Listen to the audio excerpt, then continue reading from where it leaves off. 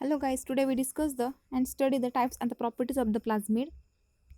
So first of all, what is plasmid? Plasmid is an extra chromosomal DNA molecule which is capable of replicating independently from the chromosomal DNA. So we see the bacterial cell which will incorporate the plasmid and we show the plasmid size. They are found in numbers ranging from the 1 per cell to the 100 per cell. This is called as the copy number. Plasmids are not essential for the survival of the bacterium, but they may encode a wide variety of genetic determinants which permits their bacterial host to survive better in the adverse environment or to complete better with the microorganisms occurring copying the same ecological environment. Plasmids vary in size, but most are between 1000 to 25,000 base pairs can be found in bacteria and the eukaryotes. Types of plasmids. There are the five main classes. First is the fertility plasmids. They are capable of the conjugation, that is the transfer of genetic material between the bacterium. Second one is resistance, that is R plasmid, which contain genes that can build a resistance against antibiotics or the heavy metals. Third is the cold plasmids, which contain genes that code for the bacteriocins that can kill the other bacteria.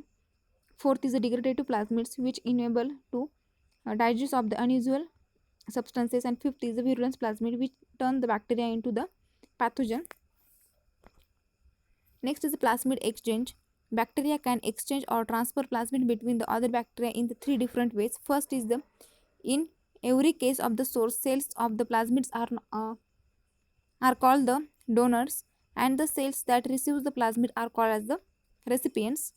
The three forms of bacteria DNA exchange are: first is the conjugation. This process involves one bacteria making a copy of the plasmid and transferring that copy to another bacteria. So, in figure show that. Second is the transformation. This is the process in which a recipient cell takes a plasmid DNA from the environment, such as the DNA released from the dead organisms. And third is the transduction. This process involves the transfer of plasmid DNA from the one cell to another by the bacteriophages. Applications of the plasmids. Plasmids are extremely valuable tools in the fields of the molecular biology and the genetics, specifically in the area of the genetic engineering, where they are commonly used to make many copies of the particular genes. Plasmids in these conditions are called as a vector. They play a critical role in the first gene cloning, recombinant protein production, example of the human insulin, and also plasmid used in the gene therapy researches. Many plasmids are commonly available in such uses. So next is the properties of the plasmid. First, it can be really isolated from the bacterial cell. It possesses the single restriction site for one or the more restriction enzymes. Insertion of the linear molecule at one of these sites does not alter its replication process. It can be reintroduced into bacterial cells and the cells carry the plasmids. Not all plasmid exist as a circular molecule. Linear plasmids have been found in a variety of plasmids, for example, Streptomyces species. Basic properties of plasmids: small, easily manipulated DNA molecule, encode gene for the antibiotic resistance, can be readily transferred into cells and can be isolated easily. Plasmid contains singles from the independent replication within the cells, contains multiply but unique cloning sites. DNA inserted into plasmids will be replicated along with the plasmid DNA.